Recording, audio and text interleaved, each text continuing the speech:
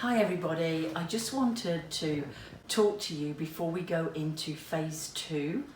As you know, COVID-19 came and we had to rearrange everything that we did at Claytree Society, and phase 1 we actually took emergency placements from participants, but now we're going to go into phase 2 and we're able to have a few more people back on the centre. So I want to explain to you what we've put in place to put your minds at rest if your participants are going to be arriving at Claytree during phase 2. So I want to start off at reception. So this is our reception, and as you can see, this will be a one-way system as our participants come through.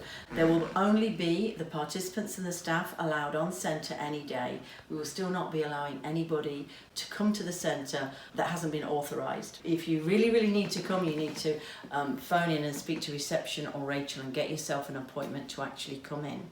So this will be our one-way system. So the staff will come in here in the morning. They will collect any items that they need for the day, whether that's vehicle keys or any of the participants' funding or anything like that, cell phones, etc. And they will take that out for the day. So we'll move through. We still have the one-way system going through here. Decals on the floor to separate 2 meters apart for everybody. And we'll just take a look in our purple room. And on the door is listed all of the personnel that are authorised to be in there. So we're going to go in here, and as you can see, we have a sanitation station. So this is going to be for the participants and the staff to use when they come in. We've got social distancing with all of the tables and chairs here, and this room that prior to COVID might have taken 15 personnel, there'll just be 8 or 9 people in this room. So this will be, every room is going to be the same. It's all been measured out, as you can see, and there's 2 meters distancing with everybody. So just kind of moving on, every room's going to be the same. So I'm not going to go through every room, but the one-way system actually comes back through this way. And we're going to go down, so along here, you've got all of your decals, all of your social distancing. The washrooms are going to be, we've blocked off the middle washrooms to make sure that we've got the social distancing. When people are using the washrooms, there's going to be waiting times outside the washrooms.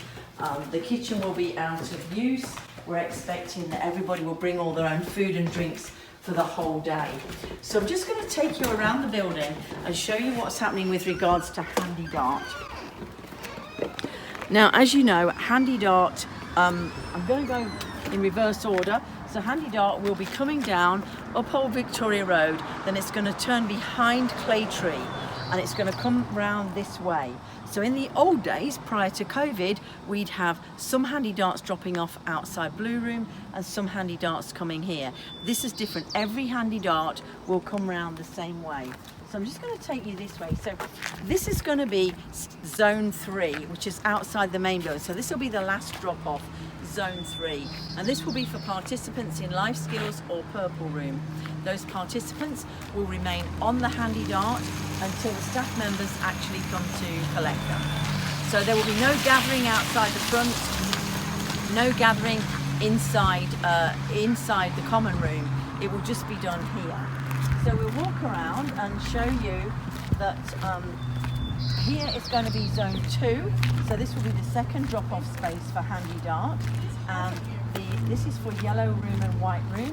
So yellow room will send a staff member and a bus monitor from down the ramp, and they will pick up at zone 2. Everywhere will be marked. Handy Dart's got their lists of who's dropping off on zone 1, 2 or 3.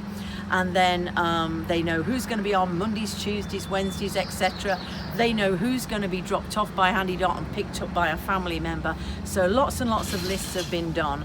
And if you'd like to look on their website, they have some videos with how they're sanitising the buses. There's only going to be maximum of 6 per bus on each ride. So Handy Dart have actually worked really well with us. And we now know that they're going to be a maximum of 6 people on each Handy Dart, all with social distancing. If you want to go on their website, you can see how they sanitise and wash their vehicles. I think they've got plexiglass screening. Most of our clients actually come on Handy Dart.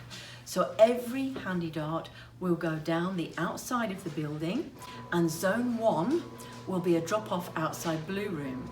This is a regular drop-off. Participants will remain on the Handy Dart vehicle, and we'll have bus monitors that will accompany participants to their homeroom, which will be their bubble. They will be with that bubble of people all day, whether it's in the homeroom, whether it's outside or in the garden, or on an outing. They will just be with that bubble of people. Zone 2 is going to be outside the ramp of Yellow Room, and the staff will come out of there for Yellow Room and White Room, and the same again, they will remain on the vehicle until the staff member is there who will accompany them to their homeroom bubble. And the last one is our normal drop-off at the front, which is going to be for Purple Room and Life Skills, and the same thing again, they'll remain there. In the afternoon, participants will remain in their homeroom bubble until the transportation arrives, where they will be accompanied directly onto the Handy Dart. This will prevent any gathering of people outside the front on the ramp like we used to do, or in the common room. For people who do not come on Handy Dart and they have their own transportation, they will remain in their vehicles until the staff member arrives to accompany the participant, and the same in the evening. The homerooms will be called when their ride arrives, and the participants will come out with a staff member to the vehicle. So at no time are the participants to come out of the vehicles without a staff member being there, or for the drivers of Handy Dart or care people to actually enter Claytree. This way we can keep contact down to a minimum. Every day the staff and the participants will be in their own individual bubbles. Some it's a bubble of 10, some it's a bubble of 5, and some are one-to-one participants. They've all got their own homerooms. We do request that everything that the participant is to eat and drink actually comes from home. So bottled water and no heated food. So if you can just make sure that all your participants are bringing everything that they need, then we're not using any plates or knives and forks or silverware from Claytree. That will just keep any kind of transmission down to a real minimum. So we're hoping that with all the information that you've got, to know that all of our staff have had full training on phase 2. We're really hoping that this probably will go until mid-September, and then we'll probably go into phase 3, which will be more information for you, leading into phase 4, which hopefully will be back to more of a normal situation. If you have any queries at all, please don't hesitate to call reception, or to call, if it's a caregiver, call Rachel Pearsall, if it's to do with operations. We will be having some limited fundraising going ahead during the summer.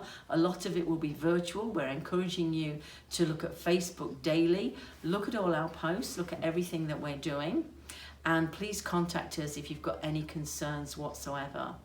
As I said previously, we are going to be giving 70% of our participants a reduced service over the next 3 months. So take care, everybody. I think we've done a great job in BC so far. I'm very proud of the staff at Claytree, and I think you've looked at all of the things we've been doing, from contacting our participants weekly, contacting our caregivers, doing our Mask with Love project.